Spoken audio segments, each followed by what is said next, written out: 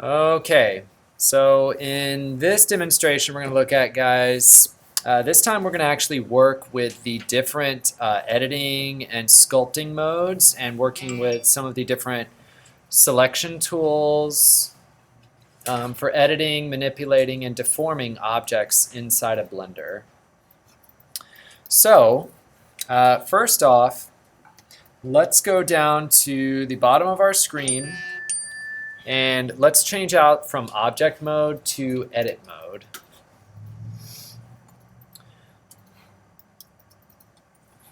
Now, when you switch into edit mode, it's important to notice that whatever object you had selected beforehand is the object that you actually are only allowed to edit when you're in edit mode. Edit mode doesn't generally allow you to edit multiple objects at a time.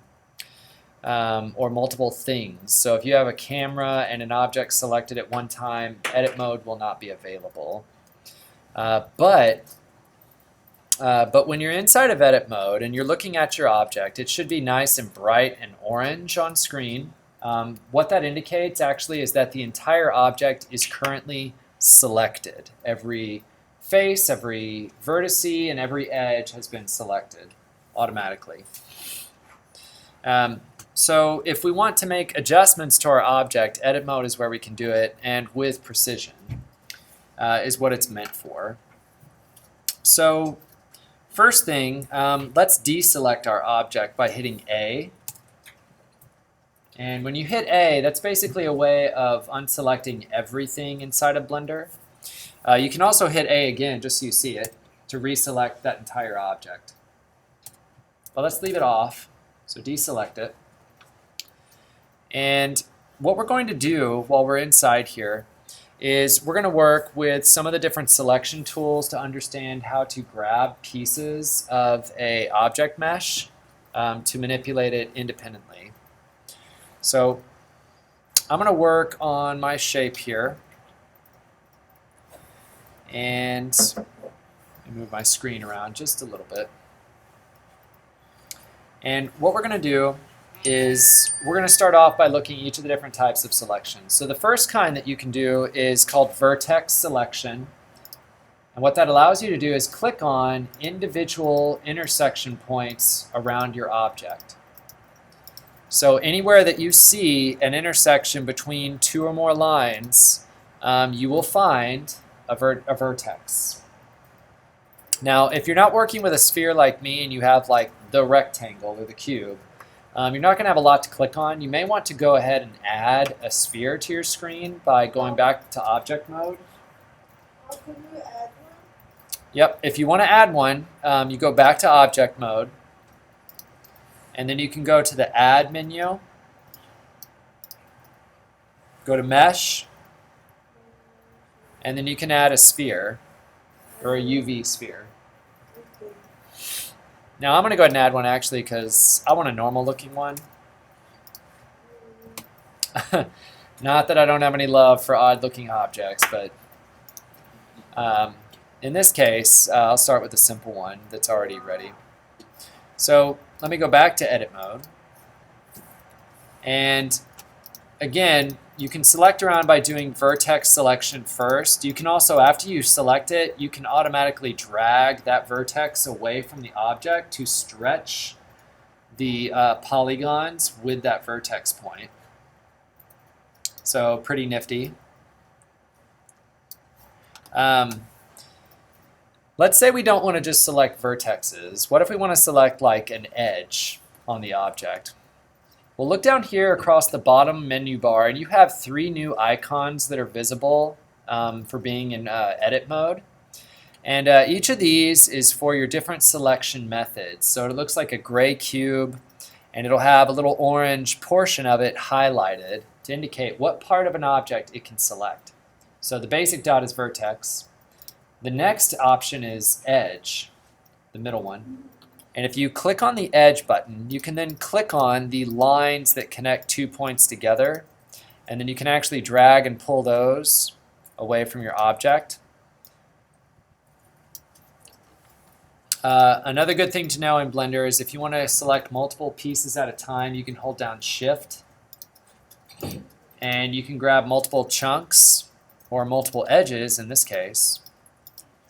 And then you can move them all together at one time. Exactly. Just like Lisa said. And that just went into the recording. So you can kind of see how you can quickly manipulate the outer form of an object. So you can get some very kind of unique looking kind of angles and imagery with that very quickly. Again, this is more for precision editing, that we can do stuff like this. Now, if you look back down there with the different selection modes you can do, the last one is called face selection. When you click on that, it will suddenly put or superimpose over all the faces little black dots to indicate a face is located there. So now if I click on my object, it selects whole face unit areas. Sir, how did you make the thing? The dot? So if you want to switch this on, these dots appear when you click on this icon at the bottom for faces. And then you can select faces around your object. Again, you can use Shift to hold down and collect or deselect individual or add multiple faces to manipulate at the same time.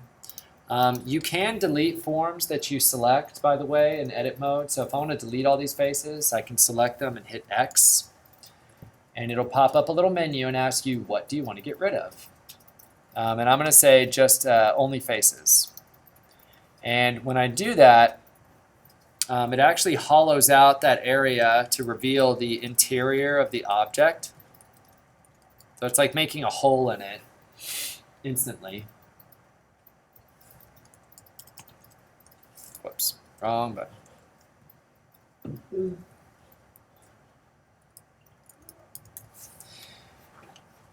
So that's kind of the benefit of working with that tool on the front end, is to make fine adjustments. Now, you can also activate all three of these selections at one time if you want to do like freeform editing. By holding Shift, you can click on each of these selection icons and they will all highlight together. And then you can select on faces, edges, or vertices at any point. That way you're not limited by the tool being active or inactive for some reason. Now here's something kind of bizarre I want to show you for a second. There's some other fun functionality that you get in your tool shelf when you're in edit mode that I'd like you to see. And what I'm going to do before I access it is I'm going to make a selection, a painted selection around my object. And to do that, I'm going to go to View, go to Select at the bottom rather, and go to Circle Select.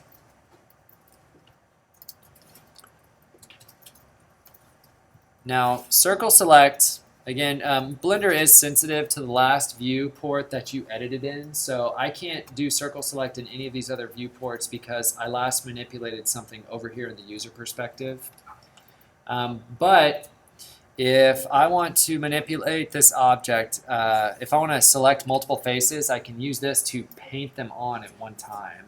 So it's a really cool tool for grabbing like multiple faces at once. You can also, in the classroom, you can use the mouse roll wheel to change the size of the selection brush circle.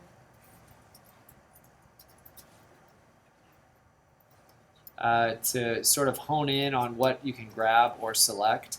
When you're done with the tool, remember you have to hit Escape to disengage it so that you can continue to work in Blender.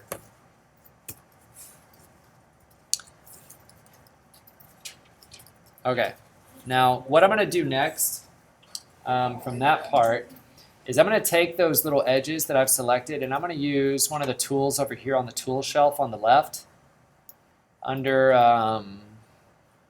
Add. There's one in here called Extrude. So this basically extends a selected shape or into space.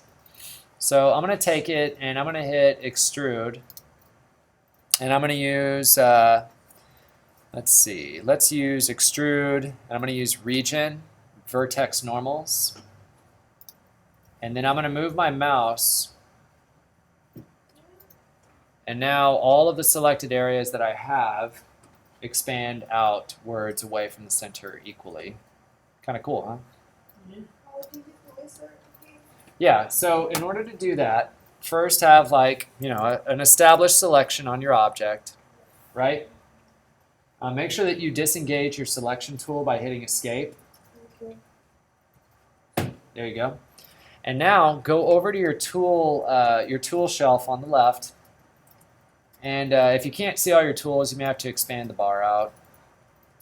But go down to where it says extrude and click on extrude and choose the option that says region vertex normals.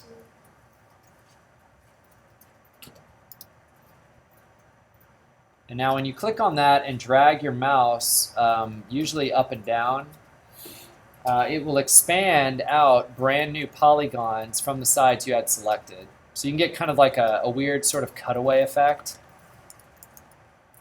Kind of fun, right?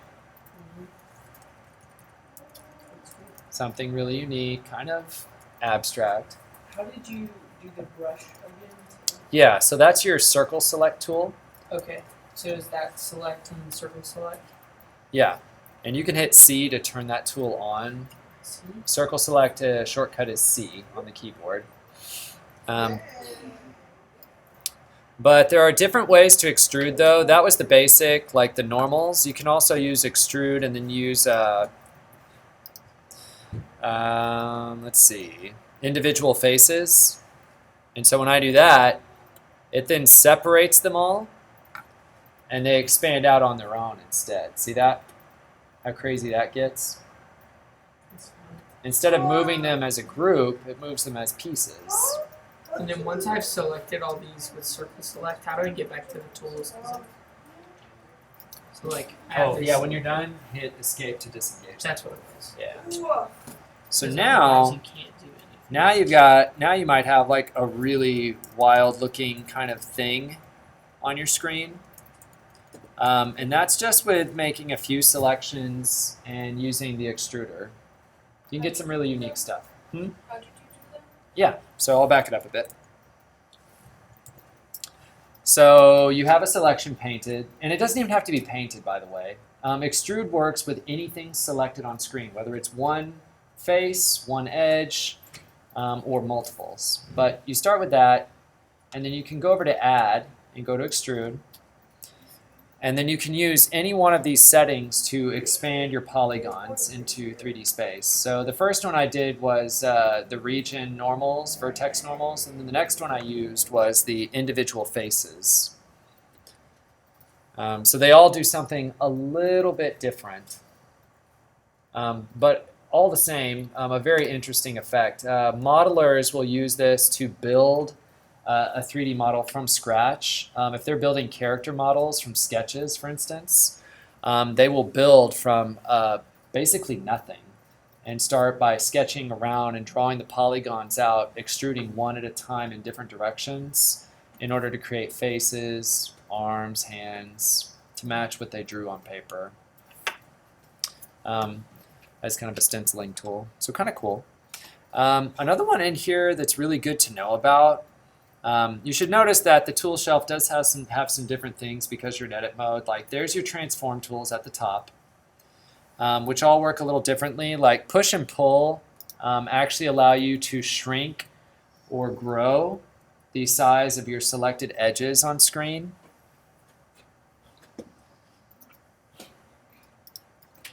Yeah, shrink and flatten are kind of similar. It's kind of an interesting pulsating shape that you can make. Anyway, there are other things in here that I want to mention to you that are kind of fun. Subdivide is a great function for when you want to add more detail to a selected surface. So let's say you're working with a cube. Let me add a cube to my screen real quick. If you're working with a cube, like there's not a whole lot of detail to work with. It's a very simple mesh. But if we click on subdivide, it will break that surface up and split it into quads all around it. So now I can actually edit this surface and do more interesting things. Now you can do that with anything in Blender, just be careful because it will subdivide every single polygon face you have active, okay? So be very gentle with that tool because you can end up breaking an object into a million faces by accident if you're not careful. Another great one that's in this list of add is one called Select. This is also known as Cut New Topology tool. This one's kind of fun. I'm going to click on it here to activate it. This works on any surface you currently have selected on screen. And what it does is it allows you to draw a custom polygon shape on the surface of your object. So I'm going to draw one right there and hit return to deactivate the tool. And notice how I have kind of this funky shape that I've drawn over here. The cool thing is I can actually take that shape and I can actually just extrude it on its own now. And so now I can pull out kind of a bizarre shape out of my object. See that? So you can get like custom surfaces cut into your object very quickly. That's kind of fun to play with. Again, you can sort of semi-draw with it. It works like the pen tool from Illustrator where you click, move, click, move, click, move, click, move to establish a design with it. And then when you're done drawing with it, you hit return to accept the changes you've made on screen. If you don't like it, hit escape instead. But that's a fun one to know how to use though. You also got some other commands down here for removing, like there's your delete option. There's also a merging option. So if you have multiple pieces selected, you can actually merge them all together if you want to. And you can get some very odd effects with that too.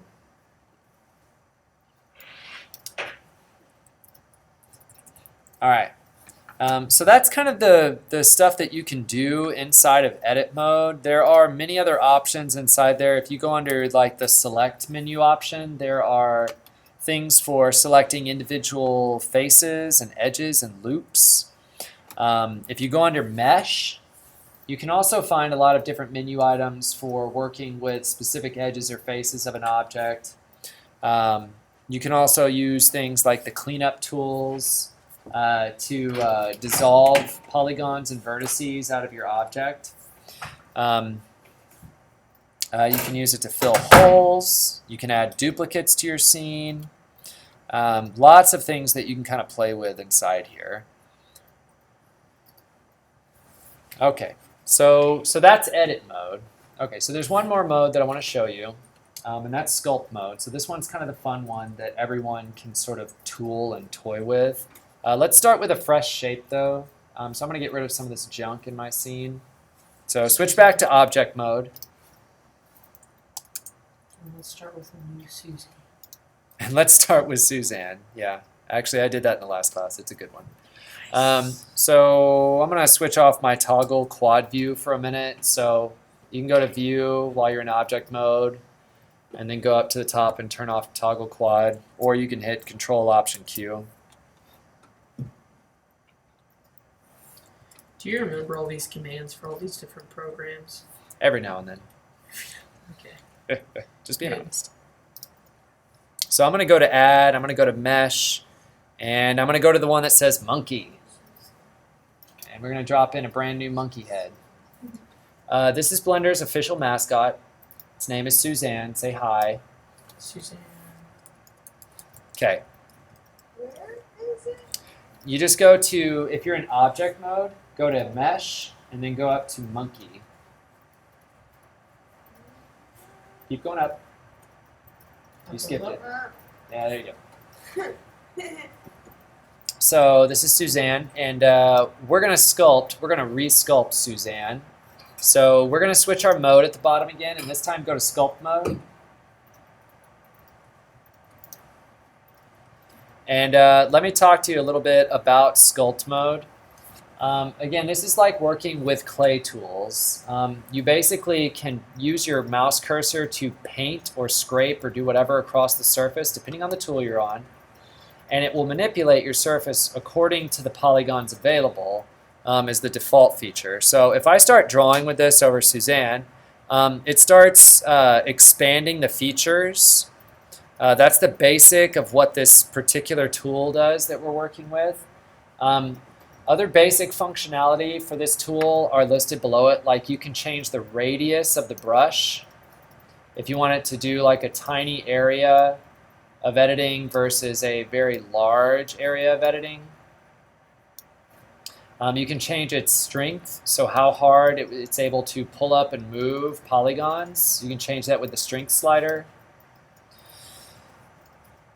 We can also switch it from additive drawing to subtractive drawing, so it starts making pits in the surface instead of pulling them out.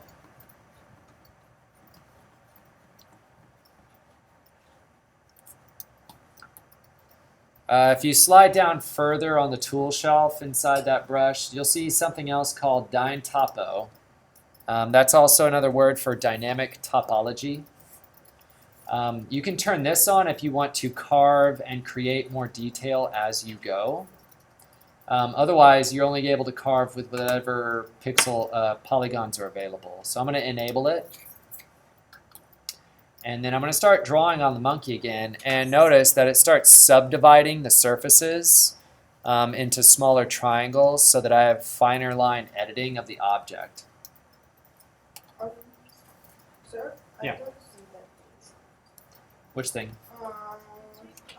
Yeah, you have to go down in your lists. But it's Dyne Topo, or Den Topo is what it's called, dynamic topology. The other thing you can change is that right now, if you notice when you're drawing in here, that as you do something on one side, it also does it on the other side. That's called symmetry lock. And you can go down in your little menu over here in the toolbar to symmetry lock, and then you can turn off the one that's highlighted for X. And it will no longer draw with symmetry. It'll just draw wherever you actually paint in the moment. A lot of people leave symmetry lock on to design characters and forms uniformly. It's a great one to have on if you want to sculpt like a figure or something you want to have symmetry on both sides, like a human face, a body. It makes it way easier than trying to sculpt both sides separately, believe me. So good tool to know how to use there. Now, if you want to change your brush, because this is the basic one, go up to the top and click on the icon picture of your brush right now. And when you click on the picture icon of your current brush, it will open up a toolbar full of alternate options for you to play with. So each of these will do something a little bit different to the surface of your model. Ooh. So there's lots of fun stuff here.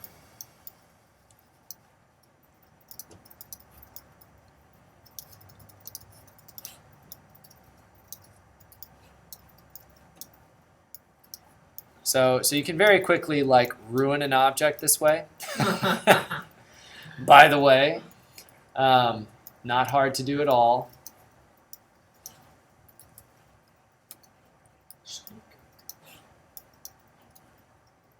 My Suzanne has now got a little bit more of a gritty edge to it, so it has become a very thorny looking surface object.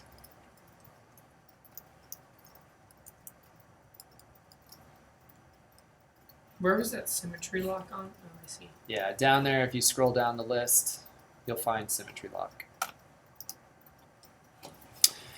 So each tool in the brush panel for this sculpting mode acts differently and behaves very differently. But again, it gives you a lot of free-form activity to play with on the model, so you can get lots of interesting effects very, very quickly. But it's a lot of fun to play with, though. A lot of fun to play with. But again, it's probably the best for like doing like, if you want to do like fine-tuned sort of organic editing, or if you want to do like broad sculpting, great tool to play with for that. Because you can certainly get a lot out of it very, very quickly.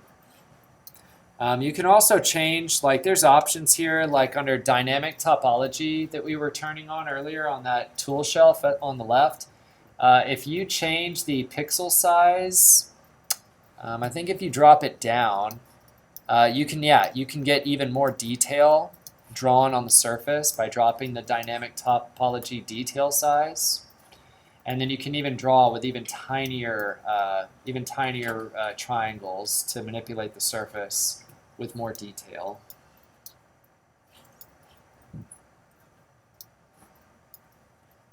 As you can see on my screen.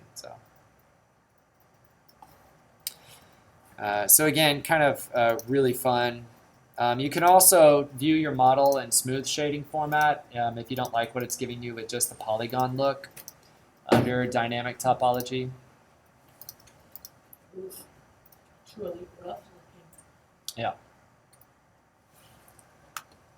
Suzanne looks a little bit like she took a visit to the Mad Max film series and came out like this. So those are some things you can do with just playing around a little bit inside of the sculpting tools for Sculpt Mode. Again, it is a great tool for manipulating forms organically inside the interface. You'll probably get a lot of use out of this or a lot of mileage out of it for abstracting an object. And I highly recommend playing with it. Other than that, the only other thing that I'd like to show you today is, and I missed this because it wasn't in the first demo, so I want to make sure it's covered this time. In Blender, you can actually set the measurement units to be like real-world size units, so you understand how big your model actually is considered or measured up to. To do that, you go to your Properties panel over on the right, and then locate this little icon that looks like a sphere, a cylinder, and a little light source, and click on that. And down below where it says units, you can change how it measures by either metric or imperial, which is feet and inches. Now for our stuff, I'll be working with imperial measurement because that's what I'm familiar with. For measuring out shapes and forms. This will become more important when we get to the end of the project as you size things up to export for various utilities, especially for Augment. But in terms of working inside the software, I believe that is all we're going to cover today. So again, work through that part, play around with the tools, and have fun with the editing modes and sculpting your objects.